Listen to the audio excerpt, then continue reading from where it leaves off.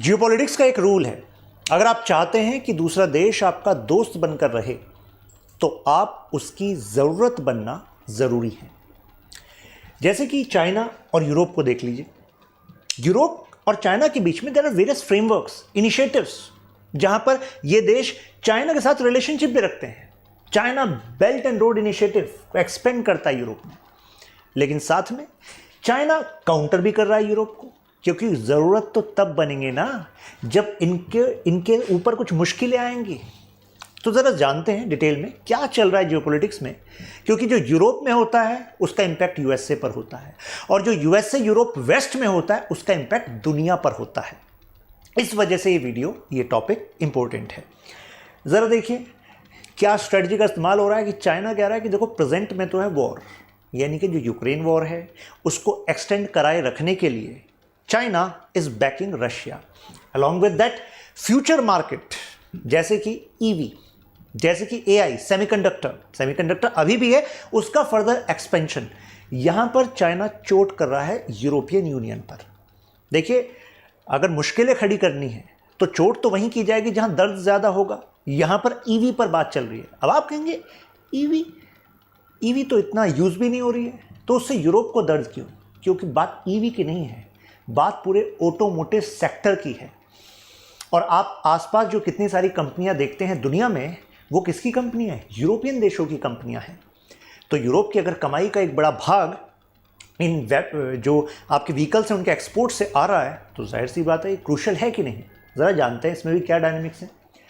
China का support Russia को ज़रा देखिए। अभी जब से वॉर स्टार्ट हुआ है, वैसे तो कहेंगे कि 2014 क्रीमिया के एनेक्सेशन के बाद रशिया यूक्रेन के बीच में कॉन्फ्लिक्ट जारी थे।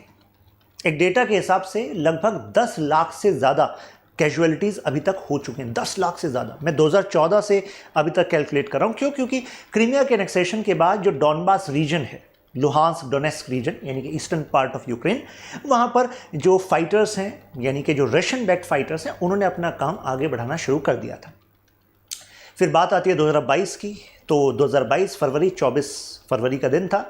फिर होता है फाइनल इन्वेजन, और तब से लेकर अभी तक जितना नुकसान हुआ है दोनों साइड पर, तो आप लोग सोचेंगे कि रशिया में तो यानी कि जो आर्मी की स्ट्रेंथ है वो थोड़ी कम हो गई होगी, लेकिन यूएसए की एक रिपोर्ट के हिसाब से, मतलब नेटो की एक रिपोर्ट के हिसाब से, ये इंक्रीज हो गई है लगभग 15%।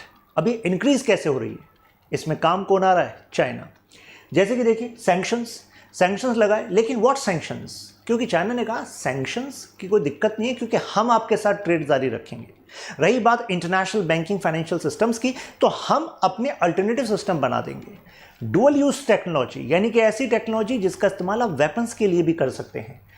ये कार्नेगी एंडोमेंट की एक रिपोर्ट है, उसके अनुसार लगभग 90% के आसपास जो गुड्स, मतलब डुअल यूज इस वजह से कह रहे हैं क्योंकि जो वेपनरी प्रोडक्शन जो रशिया इस समय अपने आप को एक्सपेंड कर रहा है, उसमें 90% के आसपास गुड्स ऐसे हैं जो चाइना से जा रहे हैं। एक और फैक्ट इंटरेस्टिंग है, यूएसएसआर के दिन अंत हो गए थे, 1991 डिसइंटीग्रेशन। उसके बाद से पहली बार ऐसा हुआ है कि रशिया अपने डिफेंस इंडस्ट्री को इतना एक्सपेंड कर रहा है, पहली बार 1991 के बाद से अब। और उसमें की रोल कौन अदा कर रहा है? चाइना। तो आपको नहीं लगता है तो रशिया और चाइना के रिलेशंस को और ज़्यादा मजबूत करने वाली बात है? तो हमें देखना होगा वर्ल्ड पर, इंडिया पर इसके क्या कंसर्न होंगे भाई। ये एक समझ लीजिए लेटर की तरह है, मतलब ये exercises, what is happening, Russia, Belarus and China, ये तीनों नेटो के जो बॉर्डर है यूरोप में, उस पर ये एयर एक्सरसाइज कर रहे हैं, बॉम्बर्स की एक्सरसाइज कर रहे हैं। मतलब आपको नहीं लगता एक तरीके से लेटर है टू नेटो कि हम आ गए हैं आपके बॉर्डर पर पूरी तैयारी से, with regards China, Russia and Belarus. लेकिन बेलारूस तो खैर वही करेगा जो रशिया चाहेगा, वहां पर भी वही मतलब पुतिन के सपोर्ट से ही वो सरकार चल रही है। पीस, स्विट्जरलैंड में पीस को लेकर एक प्रोग्राम था, सोचा गया कि भाई चाइना इससे पहले पीस की बात कर रहा था, रशिया यूक्रेन में, शायद इसमें शामिल होगा। चाइना इसमें शामिल नहीं हुआ। क्यों? क्योंकि रशिया इसमें शामिल नहीं हुआ। प्लस चाइना ने कहा कि देखो हम जो चाहते हैं, हम चाहते हैं कि पीस हो जाए, लेकिन peace on what terms? On Russia's term. And term क्या? कि जो एरिया ऑक्यूपाई हो चुका है उसको यूक्रेन भूल जाए। अब इस पर वेस्ट तैयार नहीं है। अब डायनेमिक्स क्या है भाई, ये रशिया चाइना इतने करीब क्यों आते जा रहे हैं? इसका रीज़न देखिए क्या है। फेमस, मतलब एंशिएंट टाइम में चाणक्य ने एक बात कही थी कि देखिए रशिया, मतलब आज के टाइम में उसका इस्तेमाल करने की बात करें हम, यहां पर रशिया और यूएसए दोनों दुश्मन है एक तरीके से, तो दुश्मन का दुश्मन क्या होता है? दोस्त होता है। यानी कि यूएसए समझता है दुश्मन रशिया को और यूएसए समझता है दुश्मन चाइना को भी। क्यों? क्योंकि इसकी हेजेमनी को चैलेंज कौन कर रहा है? चाइना कर रहा है। तो भाई साहब फिर तो ये दोस्त हुए कि नहीं हुए? दोस्त हुए। अब भाई ये क्या चाहते हैं? इनको दिख रही है 4 अपॉर्चुनिटीज। क्या अपॉर्चुनिटीज है? पहला, वेस्ट का होता जा रहा है डिक्लाइन। वेस्ट का डिक्लाइन मतलब यूएस का भी डिक्लाइन हो रहा है और यूरोपियन नेशंस का भी डिक्लाइन हो रहा है। आप कहेंगे जब से हमने होश लिया है तब से तो हम यूएस की हेजेमनी या वेस्ट की हेजेमनी देखते आ रहे हैं। वो इस वजह से क्योंकि आपने अभी होश संभाला है। इतिहास उठाकर देखेंगे तो पाएंगे कि जो हेजेमनी होती है ना, वर्चस्व, वो कभी एक जगह नहीं रहता। After some time it shifts, generally after 100 years, century. तभी कहते हैं पैक्स ब्रिटिकाना था, पैक्स अमेरिकाना, अब कुछ नया आने वाला है। चाइना चाहता है पैक्स सिनेका, लेकिन रशिया कहता है हम ऐसे ही बैठे हैं कि यहाँ पर पैक्स सिनेका का मतलब वर्चस्व होगा, सिनेका मतलब चाइना का। लेकिन अल्टीमेटली ये चाहते हैं एक नया वर्ल्ड ऑर्डर। क्यों? इन्हें दिख रहा है वेस्ट का हो रहा है डिक्लाइन, प्लस वेस्ट की डोमिनेंस का एक बड़ा रीज़न ये भी है, जैसे पोस्ट वर्ल्ड वॉर 2 ऑर्डर की हम बात करें 1945 की बात की, तो वेस्ट अपने आप में एक मोरल अथॉरिटी रखता है। दुनिया को कहता है कि भाई दुनिया की प्रॉब्लम का समाधान हमारे पास है। ये IMF, वर्ल्ड बैंक, WTO, ये इंस्टीट्यूशंस हमने बनाए और हमारे जो डेमोक्रेटिक तरीके हैं वही बेस्ट हैं, आप इन्हीं को अपनाओ। हमारा प्रोडक्ट्स बेस्ट, हमारे गवर्नमेंट सिस्टम बेस्ट, हमारे सोसाइटी कल्चर बेस्ट, इन्हीं तौर तरीकों को अपनाओगे तभी मानना कि आप प्रोग्रेसिव हो। लेकिन अब ऐसा लग रहा है कि इसका डिक्लाइन हो रहा है, इसको चैलेंज मिल रहा है। Plus transatlantic unity break हो रही है। ट्रांस अटलांटिक का मतलब यहां पर यूएसए है, बीच में अटलांटिक और इधर आ गया आपका यूरोप। ठीक है, तो अब यूरोप और यूएसए में भी बन नहीं रही है, ऐसा लग रहा है from the statements like Emmanuel Macron का statement that you should actually stop toeing the line of USA. भाई यूएसए के हिसाब से हम क्यों चलें? तो एक तरीके से दोनों में ऐसा लग रहा है कहीं गैप आ रहा है। फिर success of China's development model, China ने इतनी तेज़ी से डेवलपमेंट की है कि कितने सारे Asian, African, Latin American Nations को लग रहा है कि यार बेस्ट तो वो होता है जो सक्सेसफुल होता है, और ऐसा लग रहा है कि चाइना का मॉडल सक्सेसफुल है तो why don't we adopt Chinese ways. तो ऐसे में एक अपॉर्चुनिटी दिख रही है इनको, और सेम ऐसा ही ऑथोरिटेरियन मॉडल रशिया में भी दिखता है, तो उनको लग रहा है यही अपॉर्चुनिटी है। तो अब सपना क्या है पुतिन का? पुतिन का कहना अपना सपना वेस्ट को डिमिनिश कर देना है, मतलब इसको तो बिल्कुल कमज़ोर कर देना है। दूसरा उनका कहना है कि दुनिया में सिविलाइजेशनल सेंटर्स बनने चाहिए, जैसे कि सोवियत एक सिविलाइजेशनल सेंटर, चाइना एक सिविलाइजेशन, ऐसे साउथ एशिया में कुछ सिविलाइजेशनल सेंटर्स। ऐसा नहीं होना चाहिए कि पूरी दुनिया केवल लिबरलिज्म के रंग में रंग गई है कि liberal idea is the best idea. नहीं, सिविलाइजेशनल सेंटर्स होने चाहिए और न्यू वर्ल्ड ऑर्डर होना चाहिए, नए वर्ल्ड ऑर्डर जिसमें कि हर किसी के कल्चर, हर किसी के आइडियोलॉजी, आइडियाज़ के हिसाब से स्पेस होगा। ऐसा नहीं है कि जो वेस्टर्न नेशंस ने कहा वही बेस्ट है, वही आइडियोलॉजी बेस्ट है। तो ये इनका सपना है, किसका? चाइना का भी और मिस्टर पुतिन का भी। अब चाइना के अलावा आपको लगता है रशिया के पास कोई अल्टरनेटिव है? नहीं, क्योंकि आप दोस्ती उससे करते हैं जिसके पास ताकत है। ऐसे वॉर के समय में आपको सपोर्ट करने की भी पावर है, और ये सपोर्ट क्या चाइना एहसान थोड़ी ना कर रहा रशिया पे। भाई साहब चाइना को भी तो फायदा है, क्योंकि चाइना को अपनी मैन्युफैक्चरिंग को बूस्ट करने के लिए चाहिए चीप एनर्जी, वो रशिया से आ रही है। चाइना को भी तो चाहिए एक्सपोर्ट, चाहे वो डुअल यूज़ की टेक्नोलॉजी हो, सेमीकंडक्टर एटसेट्रा, तो वो चाइना कर रहा है, तो उसका भी तो फायदा हो रहा है। जैसे रशिया एनर्जी एक्सपोर्ट कर रहा है चाइना को। रशिया अब फोकस ग्लोबल साउथ पे भी कर रहा है। क्यों? क्योंकि उनको लग रहा है कि यार ये जो वीकनेसेस है ना 4, इनकी वजह से ग्लोबल साउथ एक अपॉर्चुनिटी है। जैसे श्रीलंका, तो श्रीलंका पर हम्बनटोटा पोर्ट के पास हमने रशियन वेसल को देखा, तो न्यूज़ बन गई। तो एक तरीके से हम्बनटोटा पोर्ट चाइना ने लीज पर ले लिया, और वो हमारे लिए सिक्योरिटी कंसर्न है, वहाँ पर रशिया का भी वेसल है। इसके बाद देखा कि साउथ अफ्रीका, इंडियन ओशन में साउथ अफ्रीका पर मिलिट्री एक्सरसाइज चल रही है। किसकी? साउथ अफ्रीका, चाइना और रशिया। इंडिया के लिए कंसर्न है, US and other European Nations के लिए भी कंसर्न है। क्यों? क्योंकि मेजर ट्रेड जो है वो इस रीजन से होकर जाता है, जिसको हम इंडियन ओशन कहते हैं, और यहाँ पर एशिया, अफ्रीका और उधर तो लैटिन अमेरिका हो गया। लेकिन जो ये वाला रीजन है ग्लोबल साउथ, हम किसको कहते हैं? आपका लैटिन अमेरिका, अफ्रीका एंड ये एशिया, तो साउथ ईस्ट एशिया एक्सेट्रा। तो ये डेवलपिंग नेशंस पर फोकस करना चाहता है रशिया अलॉन्ग विद चाइना, जिससे कि इनको यूएसए, वेस्टर्न यूरोप के इन्फ्लुएंस से हटाकर अपने वाले पेरिफेरी में लाया जा सके। वेस्ट का फोकस इस समय यूक्रेन पर है, तो चाइना को लग रहा है मौका है इंडो पैसिफिक में जो ये चाइना को काउंटर करना चाह रहे थे, तो चाइना को लग रहा है कि अभी इनका फोकस नहीं है, तो चलो अपने एंगेजमेंट को यहाँ पर बढ़ाते हैं। मतलब ऐसे दोस्ती बनाते हैं छोटे छोटे नेशन से जिससे कि ये चाइना पर डिपेंडेंट रह जाए, ज़्यादा मार्केट चाइना पेनिट्रेट कर ले इनकी। चाइना के लिए ज़रूरी है कि पुतिन जीतें इस रशिया यूक्रेन वॉर में। अगर रशिया हार गया तो इसका मतलब है पुतिन का डिक्लाइन। जनता क्वेश्चन करने लगेगी, पुतिन का डिक्लाइन हो जाएगा, और डिक्लाइन हो गया तो क्या होगा वो अल्टरनेटिव वर्ल्ड ऑर्डर का। इसी वजह से चाइना मानता है कि ये जो गेम है ना, मतलब उसके लिए तो गेम ही है रशिया यूक्रेन वॉर, ये लॉन्ग टर्म चलेगा। और यूरोप देश कब तक इसको एड देते रहेंगे यूक्रेन में, ये भी एक देखने वाली बात है। तो जैसे ऑलरेडी हम फिशर्स देख रहे हैं, means several European nations are themselves saying why we are paying so much from our budget to Ukraine.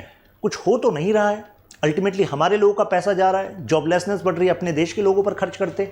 तो चाइना कह रहा है बिल्कुल सही जा रहे हो, कितने समय तक एड दे पाओगे। जैसी आपकी एड हुई कम, तो ऐसे में ये वॉर रशिया के फेवर में आ जाएगा। तो इस लॉन्ग टर्म वॉर को China strategic point of view से देख रहा है।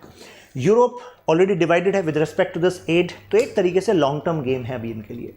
अब चाइना रशिया अलाइनमेंट ये कैसे थ्रेट कर रहा है यूरोप की security as well as economy को। और यूरोप की सिक्योरिटी इकोनॉमी मतलब wider impact on the world, क्योंकि so many goods, so many services in the world are coming from Europe. पैसा मतलब अगर चाइना जानता है कि कुछ गुड्स एंड सर्विसेज की डिपेंडेंस यूरोप की चाइना पर बनी हुई है, तो आपको नहीं लगता कि चाइना इसको सप्लाई चेन को एक तरीके से वेपन की तरह यूज़ कर सकता है। इसी को तुम कहते हैं वेपनाइजेशन ऑफ सप्लाई चेन।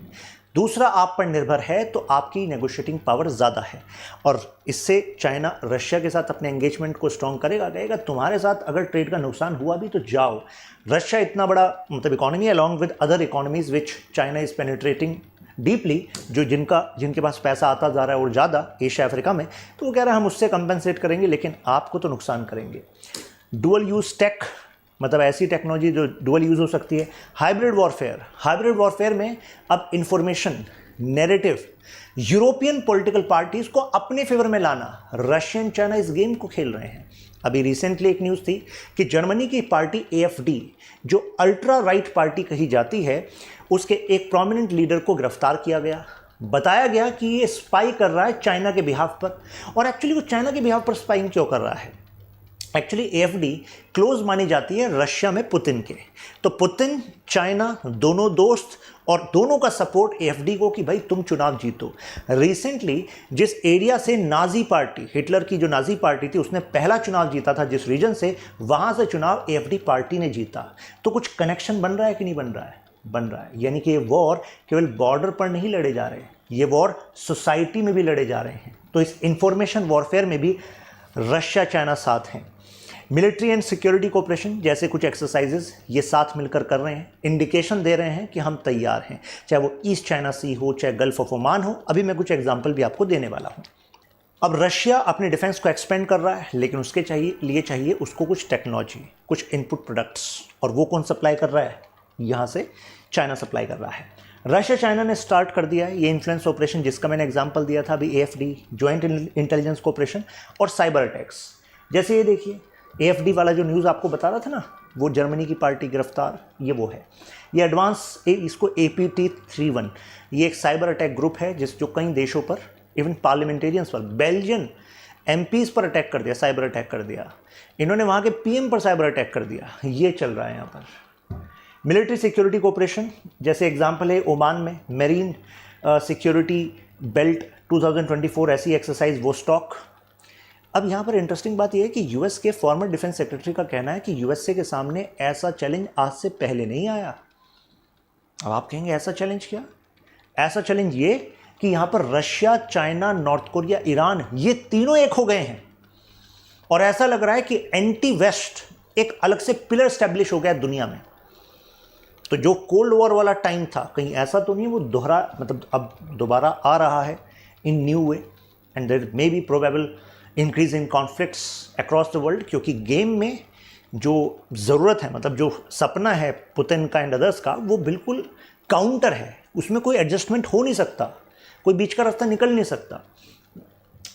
तो ऐसा लग रहा है यहाँ पर चाइना का थ्रेट। अब EV में देखिए, ज़रा डेटा से बात करते हैं। Europe export 6.3 million vehicles per year, जब जो लगभग 10.9 मिलियन यूरो वर्थ का है। ये डायरेक्ट इनडायरेक्ट एम्प्लॉयमेंट दे रहा है 13.8 मिलियन लोगों को, यूरोपियंस को। अब 2015 का डेटा देखिए तो ऐसा लग रहा था यूरोप को कि यार वर्ल्ड के ना सबसे बड़े प्लेयर ईवी में वही होंगे। चाइना ने कहा रुको तो ज़रा देखो तो सही, ये BYD कंपनी है, चाइनीज़ कंपनी, ये टॉप मोस्ट है। सेकंड पर टेस्ला है एलन मस्क की, मार्केट शेयर में सबसे ऊपर BYD है। सरप्राइजिंग है कि नहीं, एक चाइनीज़ कंपनी। और तो जैसे इवन US की फोर्ड कंपनी, उसने EV ट्रक बनाया तो उसमें जो वो बैटरी यूज़ कर रही है वो कहाँ से इंपोर्ट हो रही है, चाइना से इंपोर्ट हो रही है। अभी 2023 अप्रैल की न्यूज़ है कि उन्होंने एक प्रोटोटाइप बना लिया एक बैटरी का, जिसका वो पेटेंट अंडर प्रोसेस है। तो what that prototype is that battery can be charged within 10 minutes, और by this that vehicle can run for 600 kilometre, 590 to 600, that was the figure. तो 590 से 600 किलोमीटर 10 मिनट की charge पर। भाई साहब, इससे तो EV व्हीकल्स का रिवोल्यूशन आ जाएगा। क्योंकि अभी तक एक मेजर चैलेंज क्या है कि अच्छा चलो इलेक्ट्रिक स्टेशंस नहीं मिलते, चलो भाई वो स्कीम सब्सिडी के थ्रू कर देंगे। दूसरा, टाइम ज़्यादा लगता है, लो 10 मिनट में चार्ज। लेकिन वो टेक्नोलॉजी है किसके पास, चाइना के पास। तो अल्टीमेटली EU को चैलेंज है कि नहीं है, EU को चैलेंज है। ये देखिए market share, even European union की मार्केट में चाइना का EV शेयर बढ़ता जा रहा है। लेकिन क्या यूरोपियन कंपनीज को सेम वे में चाइनीज मार्केट में एक्सेस मिल रहा है? सेम वे में नहीं मिल रहा। वो एक्सपोर्ट तो कर रहे हैं, but China is able to export more there, क्योंकि चाइना अपने कुछ रेस्ट्रिक्शंस लगाता है। अब क्यों ऐसा हो रहा है? तो यूरोप का कहना है कि देखो इन्होंने ना अपने जो चाइना के अपने जो बैंक्स हैं उससे बहुत ही चीप लोन दे रहे हैं। पता लगा कई जगह तो चाइनीज सरकार ऐसी EV फैक्ट्रीज के लिए लगभग फ्री लैंड दे रही है। इनोवेशन इंक्यूबेटर्स बना रखे हैं। तो लोन, लैंड, भाई कैपिटल चाहिए, जगह चाहिए, दिमाग चाहिए। दिमाग भी तो तब चलेगा ना जब ये प्रॉब्लम सॉल्व हो जाएंगी। पैसा और जगह, वो चाइनीज गवर्नमेंट कह रही है हम बैठे हैं, टेंशन मत लो। फिर आपको क्या चाहिए, बना लिया, अब दूसरे देश में बेच पाओ, उसके लिए क्या चाहिए, ट्रेड एग्रीमेंट। चाइना कह रहा है टेंशन मत लो, हमने बना रखे हैं ट्रेड एग्रीमेंट्स यूरोप के साथ। फिर एक्सपोर्ट पर भी सब्सिडी दे रही है। तो यूरोप कह रहा भाई तुम्हारी सरकार एक्सपोर्ट पे भी सब्सिडी दे रही है। तो एक्सपोर्ट पे सब्सिडी का मतलब ये जो छूट है उससे चाइना का प्रोडक्ट और ज़्यादा सस्ता बिक पाएगा यूरोप में। तो इनकी मार्केट का क्या होगा? देखिए, EU's attempt to launch investigation. अब इसमें भी डिवाइडेड है दोनों। जैसे फ्रांस का कहना है कि भाई हमने अपने देश में EVs को बढ़ाने के लिए एक इंसेंटिव प्रोग्राम चलाया, लेकिन हमारे इंसेंटिव प्रोग्राम का भी फायदा 40% के आसपास चाइनीज कंपनियां ले गई। जर्मनी का कहना है भाई नुकसान तो हमें भी हो रहा है, लेकिन अभी हम फिलहाल चाइना के खिलाफ एक्शन नहीं ले सकते, क्योंकि हम जर्मनी में भाई जो BMW, Volkswagen, ये सब गाड़ियां कहाँ की, जर्मनी की हैं। इन्होंने कहा कि अभी हम एक्सपोर्ट तो करते हैं चाइना में, अगर चाइना के साथ रिश्ते खराब हो जाएंगे तो वो एक्सपोर्ट भी इम्पैक्ट हो जाएगा। तो यानी कि ये एकजुट नहीं है यूरोप अभी अगेंस्ट चाइना, और इसका फायदा चाइना ले रहा है। ये देखिए टैरिफ, अगर टैरिफ लगा भी दो, कितना टैरिफ लगा दोगे? जैसे BYD सील एक मॉडल है BYD कंपनी का EV का, इंडिया में भी कुछ लोग यूज़ कर रहे हैं फिलहाल। तो अगर इस पर $10,000 भी, 10,000 यूरो भी आपने अगर टैरिफ लगा दिया, मतलब इंपोर्ट ड्यूटी और एक्स्ट्रा कर दी, 10,000 euro, it's a big amount. लेकिन फिर भी जो यूरोप की अदर कंपनीज का जो स्टार्टिंग मॉडल का एवरेज प्राइस है उससे भी कम है। तो चाइना इतने सस्ते में बना पा रहा है और क्वालिटी प्रोडक्ट बना पा रहा है, तो भाई कैसे बीट करेंगे? ये एक चैलेंज है। तो बीट करने का तरीका तो है, बट उसके लिए आपको वैसे कंसर्टेड, वैसे एफर्ट करने पड़ेंगे जैसे चाइनीज गवर्नमेंट अपनी EV इंडस्ट्री के लिए कर रही है। अब यहाँ पर तो एक प्रॉब्लम हो रहा है, जो इंटरनल कंबशन इंजन है जिसको हम ICE सेगमेंट कहते हैं, जो सबसे प्रोमिनेंट सेगमेंट है, यानी कि जिसमें पेट्रोल डीजल की गाड़ियां बनती हैं, तो यूरोप की बड़ी कंपनियां सब वही बनाए हुए हैं अभी। और प्लस उनकी जो इकोनॉमी है उसका इकोसिस्टम ऐसा बना हुआ है कि भाई यहाँ से ये प्रोडक्ट आएगा, यहाँ से लोकल फैक्ट्रीज इसकी बनी हुई हैं, फिर हम जोड़ेंगे, फिर हम करेंगे। They want to push this ban, जो 2035 तक का बैन कई देश लगा रहे हैं ना कि भाई 2035 के बाद फिर नहीं चलेंगे ICE। अब ये EV कंपनीज को बनाएंगे, बट इनका कहना भाई इंटरनल कंबशन इंजन वालों को बंद मत करो फिलहाल, we want to earn more profit, हमने इतना पैसा लगा रखा है फैक्ट्री खोलने में। तो अब ये ट्रांजिशन भी उतनी तेज़ी से नहीं कर पा रहे EV पर जितना चाइना कर पा रहा है। देखिए BMW ने कहा 2035 तक ये जो आप बैन की बात कर रहे हैं इसको डिले कर दो, Volkswagen भी कह रहा है हम भी कुछ प्रोडक्शन प्लान को डिले कर रहे हैं। लेगेसी मैन्युफैक्चरिंग इंफ्रास्ट्रक्चर है, इनको लग रहा है कि आईसीई जो इंटरनल कंबशन इंजन है उससे जितना प्रॉफिट हो सके भाई और कमा लें। प्लस चाइना तो न्यूली ट्रेंड इंजीनियर्स को लगा रहा है, लेकिन यूरोप की स्ट्रेटजी क्या है, जो ऑलरेडी इनकी ऑटोमोटिव इंडस्ट्री में ह्यूज वर्कफोर्स है ये उनको रिट्रेन कर रहे हैं। तो चाइना यहाँ पर ज़्यादा एजाइल है, और मार्केट का रूल होता है जितना ज़्यादा आप फास्ट अडेप्ट कर सकते हो उतना आप रिलेवेंट रहते हो, और जब तक हो आप रिलेवेंट भाई साहब तभी तक है आपके पास पावर। तो चाइनीज़ ईवी प्राइस कॉम्पिटिटिव है, क्यों बता दिया आपको, लोकल प्रोड्यूसर क्रिटिकल, वो गवर्नमेंट के सप्लाई के साथ साथ लोकल मतलब जो प्रोड्यूसर्स हैं उनका इकोनॉमीज ऑफ स्केल, मतलब ज़्यादा प्रोडक्शन करो, मार्केट इतनी बड़ी बना दो कि तुम्हारा पर यूनिट जो खर्चा है वो कम हो जाए। प्लस क्रिटिकल मिनरल सप्लाई वो चाइना प्रोवाइड करा रहा है, चीप लेबर, इनोवेशन है। अब क्या इनको स्ट्रेटजी अडॉप्ट करनी पड़ेगी, सबसे पहले तो अपने इंटरनल डिविजन्स रिगार्डिंग पॉलिसी उनको हटाना पड़ेगा, उनको एक साथ आना पड़ेगा। अगर फाइनेंशियल हेल्प चाइना प्रोवाइड कर रहा है अपनी कंपनी को तो इन्हें भी प्रोवाइड करनी पड़ेगी। एक collective approach, clear vision, that is what they need. Plus जो ये सैंक्शंस लगाते हैं, ये टफ कंडीशंस लगाते हैं ऑन ट्रेड विद चाइना, इसका फ़ायदा हो नहीं पाता, कारण चाइना इनके बैकडोर से ट्रेड करता रहता है। यानी कि अगर यूरोप से चाइना में ट्रेड करना महंगा है तो चाइना कहता है कोई दिक्कत नहीं है, सेंट्रल एशिया में ट्रेड करना सस्ता है ना, आप सेंट्रल एशिया में करो, हम तो सस्ते में वहाँ से उठा लेंगे। या आप हमसे खरीदने में दिक्कत है ना, अगर हम चाइना की कंपनी चाइना से एक्सपोर्ट करिए तो इंपोर्ट ड्यूटी ज़्यादा लगा रहे हो ना, चलो ऐसा करते हैं हम इस सामान को लाते हैं सेंट्रल एशिया में, सेंट्रल एशिया में भी अपनी कंपनी खोल देते हैं, और सेंट्रल एशिया से जब आपके यहाँ बेचेंगे उस पर तो इंपोर्ट ड्यूटी को नहीं बढ़ाया हुआ आपने। तो ऐसे में सेंट्रल एशिया इस रीजन का इस्तेमाल कर रहा है वो टू एक्सपोर्ट इनटू यूरोप, कि लगाओ आप पेनल्टी। अब जैसे ही इन पे लगाओगे पेनल्टी फिर ये देश नाराज हो जाएंगे, इनके साथ एंगेजमेंट आपका खराब हो जाएगा। तो this is what it is using. तो ऐसे में रिस्क है, ईयू को समझना पड़ेगा कि अगर चाइना इस स्ट्रेटजी का इस्तेमाल कर रहा है तो आगे और ज़्यादा वो वेपनाइज कर सकता है अपनी सप्लाई चेन को। तो देखो डाइवर्सिफाई तो अपने आप को करना पड़ेगा, you can not rely completely on China. और ईवी अगर फ्यूचर है तो ईवी पर मतलब ईवी पर एक्सपेंड करना पड़ेगा ईयू को। कंक्लूजन के तौर पर हम कह सकते हैं कि जो अब ये यूनिक सिचुएशन बनी हुई है जियोपॉलिटिक्स की, इसमें market security both are interlinked, और ये बात यूरोपियन देश के जो लीडर्स हैं उनको समझनी चाहिए। यूरोपियन यूनियन की जो न्यू लीडरशिप टीम है वो मैटर को तो समझ रही है, but what about collective efforts, क्योंकि इसका इम्पैक्ट इंडिया पर भी है। If China rises along with Russia and they are too close to take care of the concerns of India, don't you think it's a challenge for us? यहाँ पर आप मेरे साथ कनेक्ट कर सकते हैं, Instagram, Telegram. I think clarity आपको मिल गई होगी। ये क्वेश्चन देखिए, discuss the challenges Russia China partnership poses to the Europe and India.